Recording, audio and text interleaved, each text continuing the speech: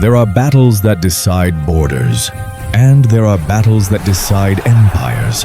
But once in an age, there comes a battle that decides how men remember war itself. In the year 178 AD, the Empire of Rome stretched from deserts to oceans. Yet it was not the vast plains or open cities that would test it, but a forest. A quiet, endless maze of trees in the north, where sound vanished, light fractured, and armies disappeared as if swallowed by the earth. 2,000 Roman cavalry rode into that silence. They were veterans of campaigns across Gaul and the Danube, trained to crush resistance in open ground. But here, their formation thinned, their lines bent, and among the trees, 40,000 Germanic warriors waited, unseen, unheard, patient as stone. At first, there was only wind.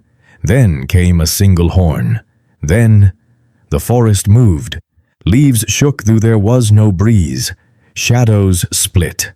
And from every trunk, from every hollow, men surged forward like the forest itself had come alive. Screams drowned beneath the roar of branches breaking, horses rearing, shields shattering. To the tribes, this was vengeance, the moment Rome would bleed in the dark. To the Romans, it was geometry, angle, rhythm, and survival. No songs, no speeches, only movement and command. By the time the sun reached its peak, the forest floor would be slick with iron and blood. 2,000 against 40,000. An army against a storm. And before the day ended, the forest would burn, not with fire, but with memory. Because on that day, Rome did not retreat. It redesigned the battlefield. The late 2nd century was a strange hour for Rome. Its borders had never stretched so far, yet never felt so fragile. From the sands of Africa to the cold rivers of the north, the empire stood balanced on exhaustion. Decades of war had hardened it, but every victory carried the weight of 1,000 new enemies. In the north, beyond the Danube, tribes gathered. They had no single king, no written language, no marble walls, but they had something Rome feared: time and terrain. Each season, the forests grew thicker. Each generation, the tribes grew bolder, and when winter came, they would cross the frozen rivers like shadows moving over glass.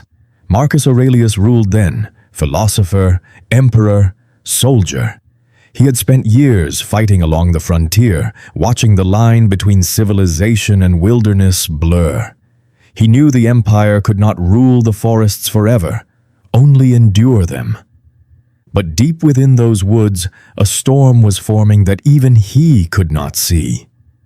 The tribes of the Marcomanni, the Quadi, and their allies had learned Rome's rhythm, how its scouts moved, where its supply roads ran, how its cavalry preferred open plains. They began to vanish from the villages Rome taxed and reappear in the dark, gathering strength unseen. Whispers spoke of chieftains uniting under one banner, not for plunder, but for revenge. It began with raids, small, sudden, and precise. Roman garrisons burned. Messengers disappeared between outposts.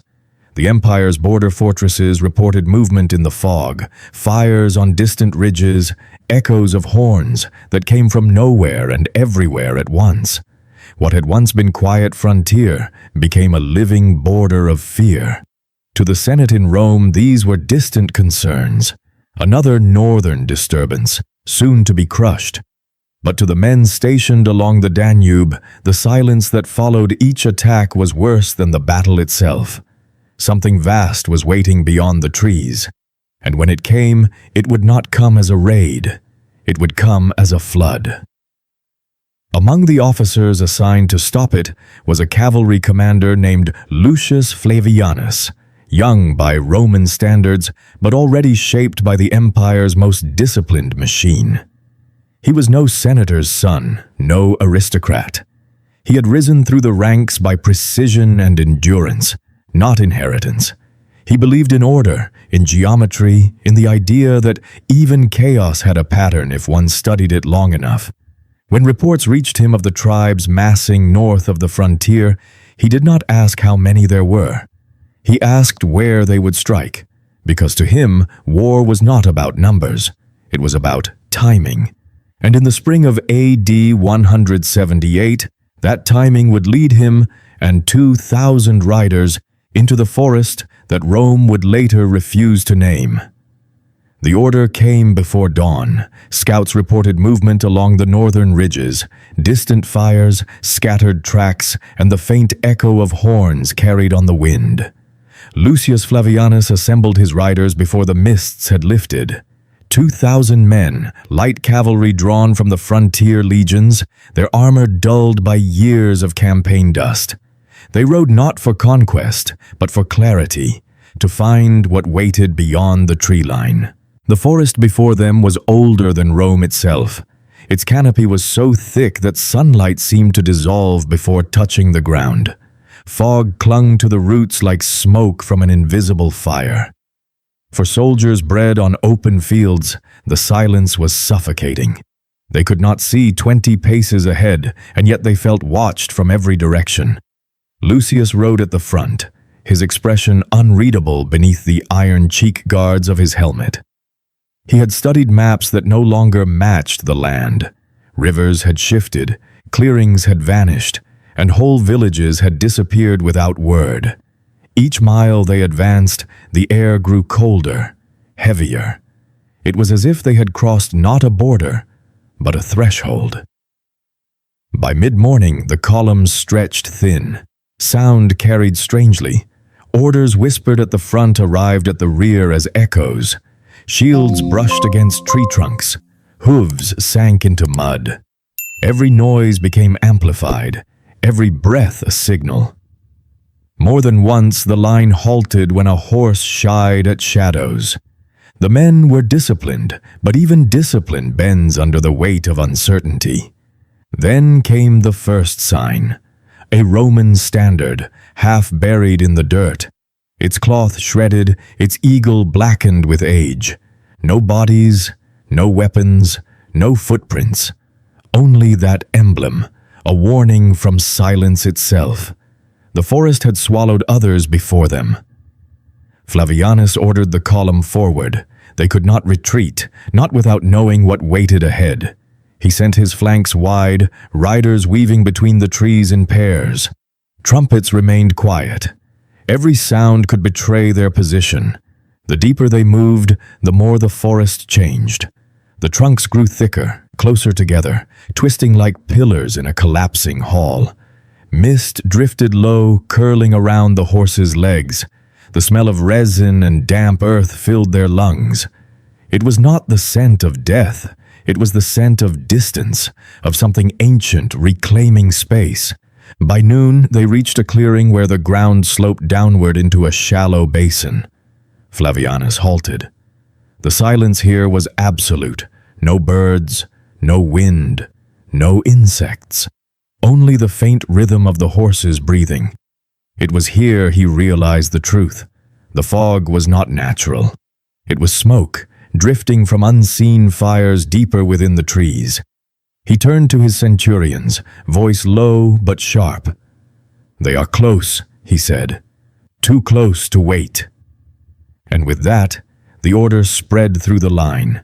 Shields up, spears ready, eyes on the dark ahead. No one spoke. No one prayed. The forest seemed to listen, and somewhere beyond the mist, something else began to move. What came next would not be battle in the open fields of Rome.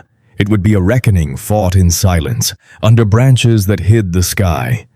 And when the forest closed behind them, there would be no turning back. The first arrows fell without sound. Feathered shafts drifted through the mist like whispers before striking shields and bark. One rider fell without a cry, another slumped in his saddle, an arrow buried deep in his throat. The forest that had seemed empty only moments ago now felt alive, breathing, watching, striking. Flavianus raised his arm, signaling halt. The column froze. Every eye searched the shadows between the trees, but there was nothing, only fog curling like smoke from a hidden fire. Then, faintly, came a sound unlike any they had heard before. The creak of leather, the clash of distant metal, the soft rumble of footsteps multiplied 1,000 times. From every side, shapes began to form. Vague outlines, then clearer silhouettes. Men. Hundreds at first, then thousands. Faces painted with ash and earth, bodies wrapped in furs and bark, eyes glinting like shards of stone beneath the canopy. The forest had become their armor, their fortress, their ally. Flavianus understood in an instant. This was no ambush of scattered raiders. This was an army. 40,000 men gathered under the branches, each tree concealing 10 more. They had waited until the Romans were deep enough, until retreat meant death, until sound itself could betray their panic. The first horn sounded, low, drawn out, ancient, then another and another, until the air trembled under their resonance. Crows burst from the treetops, scattering like smoke. The Romans closed ranks, shields locking in an iron ripple. Flavianus shouted orders, voice cutting through the noise like a blade through cloth. "Form circle! Hold position! No gaps!" The Germanic warriors surged forward in waves. They came not in ranks, but in storms, a flood of movement, each man screaming his tribe's name as if to fill the air with its echo. Axes crashed against shields, spears shattered on Roman mail. The forest thundered with the sound of impact. At first, the line held. The discipline of Rome was a wall of rhythm. Every strike answered, every space filled. But the tribes did not fight for formation. They fought for fury. They struck from angles no map could show, vanished between blows, then reappeared where the line bent weakest. The noise became unbearable, metal against wood, the crack of branches, the guttural roars of men locked too close to see anything but the whites of each other's eyes. Flavianus rode the perimeter, calling commands that could barely be heard over the storm. Mud churned to red beneath the horses' hooves. Each order came slower, shorter, until there was only one word left to shout: endure. The forest had closed in completely now. Smoke hung low, mixing with the mist, the smell of blood and the heavy breath of men and beasts alike. A centurion fell beside him, an axe cleaving his helmet. Flavianus caught the standard before it hit the ground and raised it high. For a moment, the golden eagle flashed in the dim light, a symbol of something larger than the battle, larger than fear itself. It reminded the men that they were not just fighting to survive. They were fighting to be remembered. Still, the enemy pressed harder. They came from every angle, their numbers unending. Each Roman killed 3 before falling, but for every man lost, 10 more emerged from the fog. It was not war, it was weight. The weight of the forest itself crushing inward, branch by branch, body by body. And yet, through the chaos, the Romans held. Not through strength, but through rhythm. The rhythm drilled into them through years of marching, fighting, building. They fought not as men, but as pattern, and that pattern refused to break. By dusk, the ground was a graveyard of splintered spears and shattered shields. The horns fell silent. The forest was still again, but the silence no longer felt empty. It was heavy, filled with what it had seen and what it was not done seeing. Because the battle had not ended, it had only changed shape. And in that moment, Flavianus understood. The night would be worse. Night fell without stars. The sky vanished behind the canopy, and the smoke from burning brushwood hung so thick that even torches were reduced to embers. The forest no longer looked like earth. It looked like the inside of a storm. The Romans could see nothing, only hear the hiss of arrows, the crack of branches, the dull moan of men dying in the dark. Flavianus ordered no retreat. He knew that movement meant blindness, and blindness meant slaughter. Instead, he drew his men inward, forming a tight circle around the standards. Shields locked, torches planted in the mud. Every flicker of light became both weapon and target. The enemy had vanished again. The sound of their drums echoed from every side, bouncing off the trees like the heartbeat of something immense. It was meant to break resolve, to make the Romans fire their arrows into the dark, to make them waste strength against ghosts. But the men stood still, silent except for the clatter of armor and the steady breaths of horses shifting in the gloom. Hours passed. The smoke burned their throats. Men coughed blood and ash. Some prayed, others sharpened blades they could no longer see. Flavianus walked among them, his hand resting on the hilt of his sword, his eyes fixed on the darkness. He could feel the forest watching, waiting for exhaustion to finish what battle could not. Then, from the blackness, came light. A faint orange glow, then another, then 10 more. Flavianus knew at once what it meant. The tribes were setting the forest ablaze. The first flames licked at the treetops, spreading fast through the dry resin and pitch-soaked roots. Within moments, the night became a furnace. Smoke rolled through the ranks, sparks falling like rain. The tribes screamed from beyond the fire line, their silhouettes flickering between the flames. It was chaos turned visible, a storm made of men and fire. The Romans could not run. The trees boxed them in on all sides. Flavianus gave the only command left. Forward!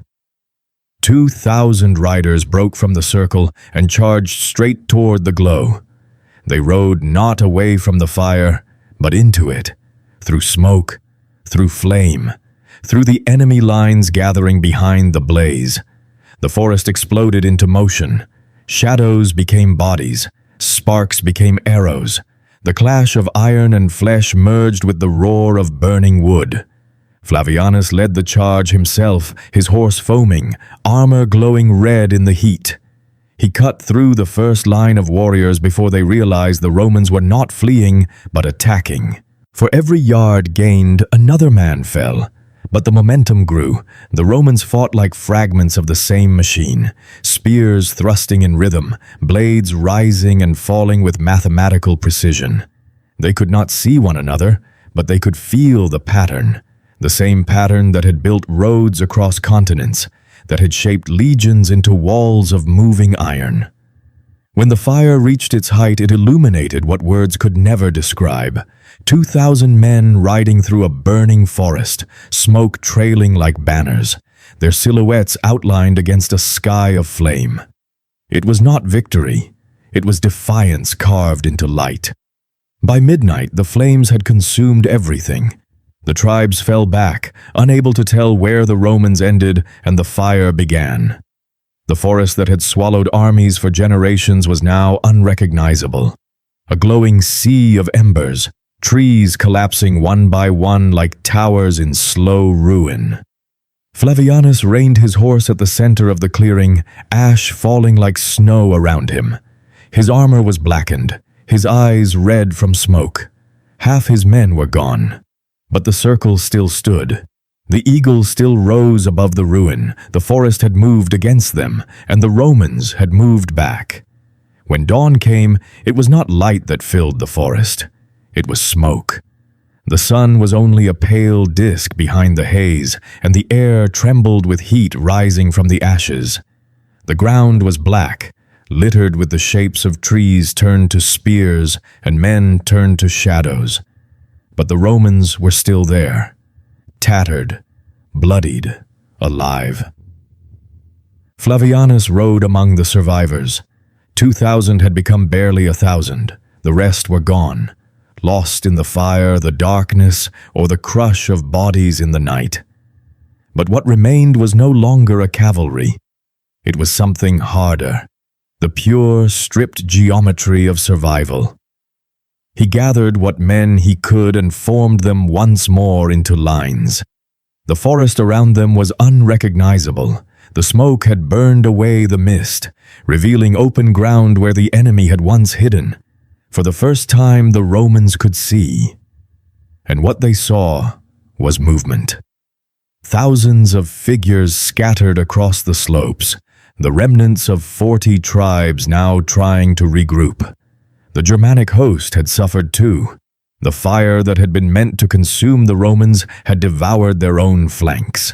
The smoke had choked archers, blinded skirmishers, and driven entire war bands into panic.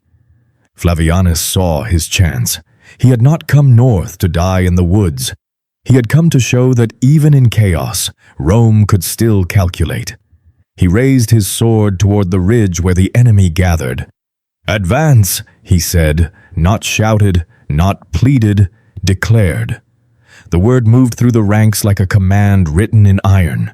Shields lifted, spears lowered. The sound of hooves began again, slow at first, then rising into a steady thunder. The Romans rode through the ruin of the forest as if through memory itself, smoke twisting behind them, ash kicking up beneath their horses. Their formation curved naturally, instinctively, into the shape of a crescent, trapping the broken Germanic bands between the slopes and the burned plain. Flavianus timed every movement, every trumpet, every pause.